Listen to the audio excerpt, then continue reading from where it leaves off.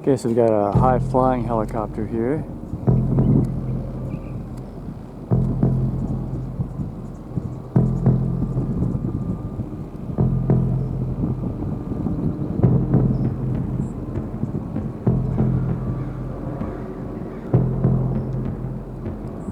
Black and white looks like, or maybe that plain unmarked black and white one rather than LAPD flying overhead.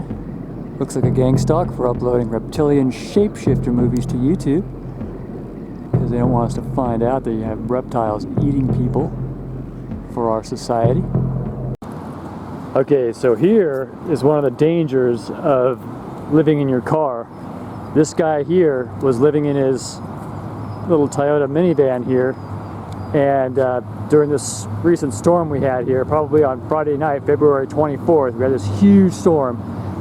This tree totally ripped out and just fell right on that guy's car, man. And he was living in it. I'll show you in just a second. So here's all the stuff from the trees, and this has been here for a few days. I was thinking Satan probably left it here to maybe try to get rid of some people like this guy here. You can tell, see all that stuff in the back. But I mean, that's wild. And oh, somebody already stole the so there was a Coleman stove in there, and somebody already stole it out, and probably other homeless folks have been looting it. But boy, that's really too bad. Look at that, man.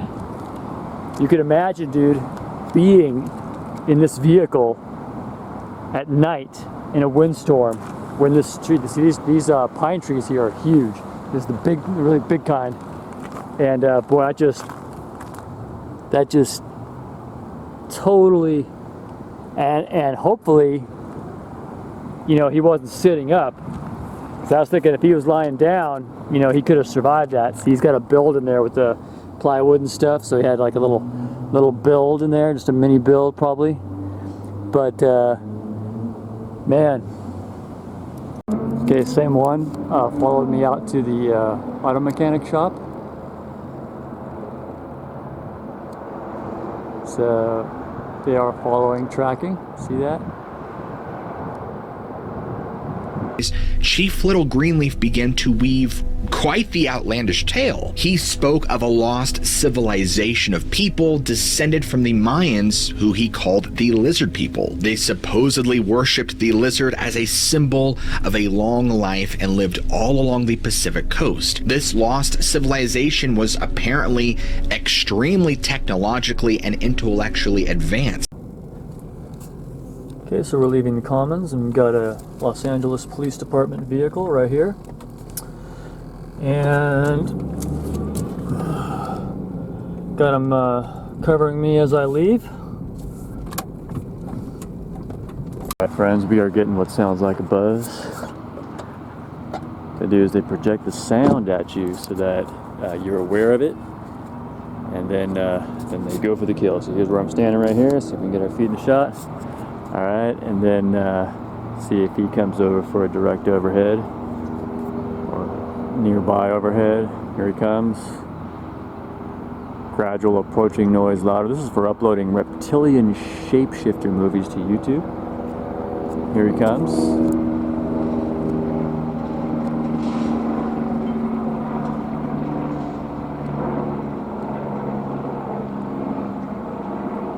Yeah, I guess I'm getting a little more worried about that camera time.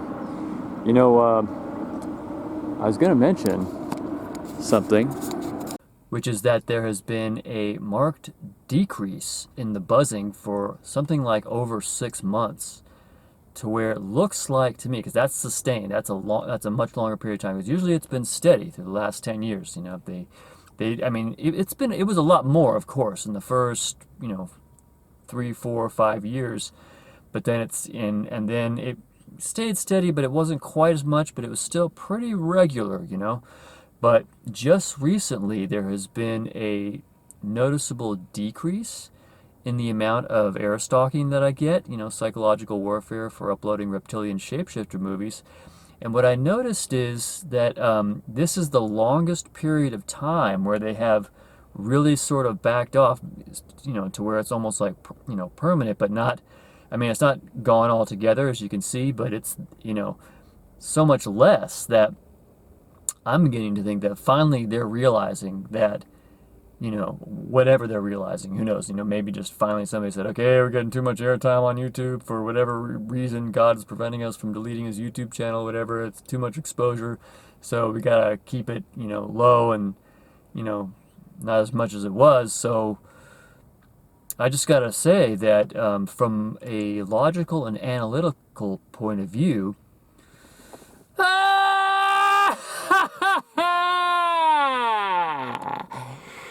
can't do it as much, can you, Reptoids? Oh, that's gotta hurt. Alright guys, can you guess what time it is? Can you guess what time it is? It's time to sleep in the car. Well, it's lucky I got this thing fixed up, because I had another problem with my my RV. Another problem with it cold starting. So I got that in the shop. In fact, I've had an appointment twice, and then because of the rain, it got moved up. But then the second time I called up and said, hey man, you want to have a look at it while we got a few days while it's dry? He says, okay, yeah, take it in. So no embarrassment or shame as I'm loading all this stuff from the RV into here. So welcome to Sucksville, USA. Sleeping in the car for God knows how long. In the rain, while the car is leaking. See, I got everything down in here in these buckets here, because this whole bottom thing is wet, and it's wet in the back over here. It skipped right here this time for some reason, because I think the car was at such an angle, but I figured out it's coming in. Maybe I'll show it in the picture, but underneath here, there's this vent under this plastic thing. You can't see it. That's right above the windshield. Anyway, it's coming in, and it's coming all the way down to this one place where it's like behind all this metal. There's nothing that you can unscrew, so I have to like reach in there and caulk or something and figure it out. But right now I have a taped dam right there. Well, in the meantime, luckily I did that yesterday, because I didn't know I was going to be taking the rig in today, and God knows they might have it for 2 weeks, so I have a thing where that area is walled off, so the water will drain out into the drain thing sooner than it hits that thing where the water is just pouring down into here, which is a huge mess. It takes forever to dry. It's all damp down there. And so I'm back in the car, guys. The car that I thought was dead, thanks to you guys, lives, and I'm now sleeping in it. Woohoo! Welcome to your life. Yep. It is a crazy lifestyle, let me tell you. Living in the vehicle. And I've been trying forever to get this cold starting problem fixed. This guy doesn't back into me here.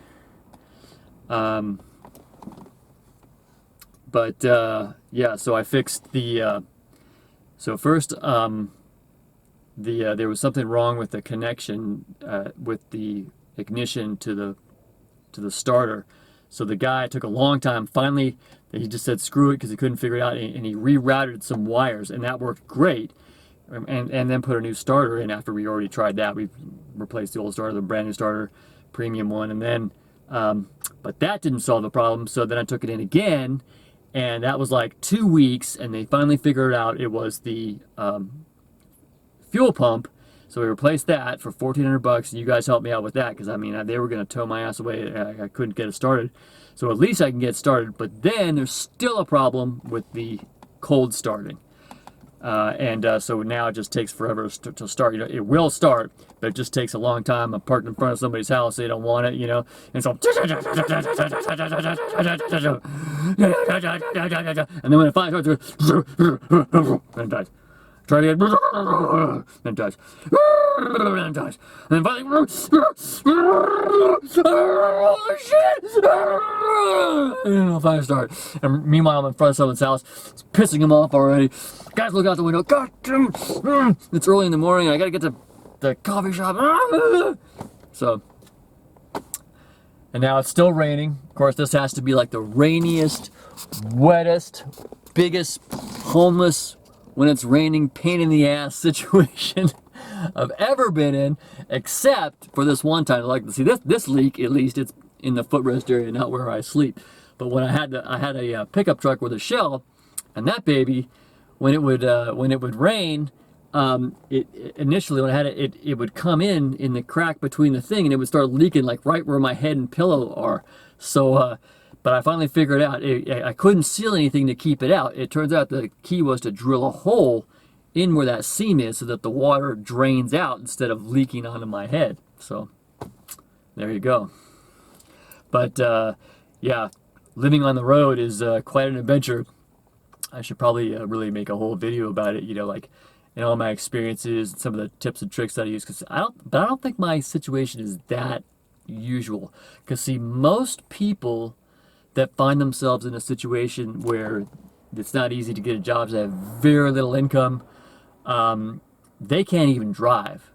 So, and it's you know, and plus, you know, I think in my case, I had the blessing of both a family that was willing to help me a little bit, and a work with the Lord where people were willing to help me. But I did this for years and years before I ever had my online ministry, where people actually sending me enough money for a $1,400 repair on my car, guys. That's fantastic. I also got a little help from my family on that one too. But so they don't sleep in their cars for the most part, because you can't even maintain a car at that rate, you know, because you have everything insurance, you know if you drive, it's a huge deal.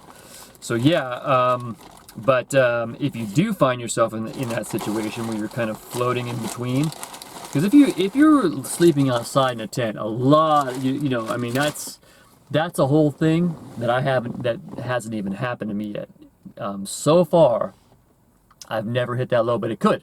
I've told you this before a billion times. That could easily happen. I mean, one vehicle, or you know, it could be stolen, it could be broken into, it could break down, it can wreck.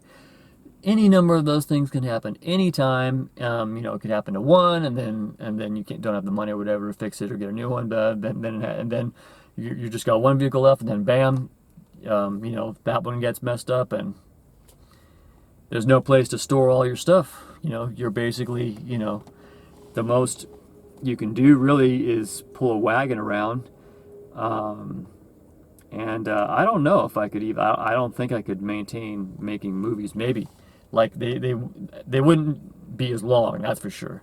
Maybe I could just, you know, like do them, you know, like small ones, and then, you know, but I don't even know if I could, you know, maintain, you know, keep the computer and everything dry. So yeah, that would be wild. But you know, whatever the Lord has for us. I was thinking, you know, I'm kind of starting to, you know, in a lot of ways I kind of enjoy it. At this point now, my sense of humor about it is kind of better, you know, and my mood about it is better. Because I mean, when this first happened to me, and for years and years, I mean, you know, it just, you know, my mood is just black, you know, when things like this go wrong, especially in the rainy season. It's like, for some reason in LA, we get these like really long rains. You don't think of LA as being where we have this kind of, you know, we have bad weather, and usually we don't. And like for a while, actually, during this drought, it's been kind of great, because wintertime's been, you know, except for a few storms, like one or two big storms, you don't have that much rain.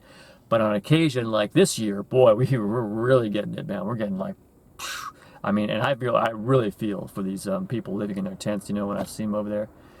And it's too bad. You know, one thing I would just tell these guys, if they could only, and they're getting cleared out right now. I just drove by a place where all the trash trucks and the city workers and everything descend on them, and it really blows. They're you know, they're shit out of luck. They get all their stuff packed up, whether they like it or not, and it's basically gone. You know, they can, you know, supposedly they tell them, you know, you can come to the city and pick it up in these bins or whatever later, but they don't do that. Basically, if they come and haul your crap away, you're biffed. I don't know. Maybe some people do that. I don't know.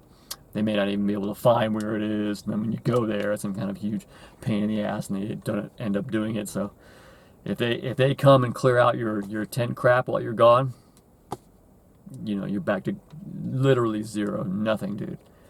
So, but the way I would do, I wouldn't leave a tent anywhere. I would just have it on a wagon, you know, just like put it on the wagon. If you're watching this, it's not too late. Say this prayer now.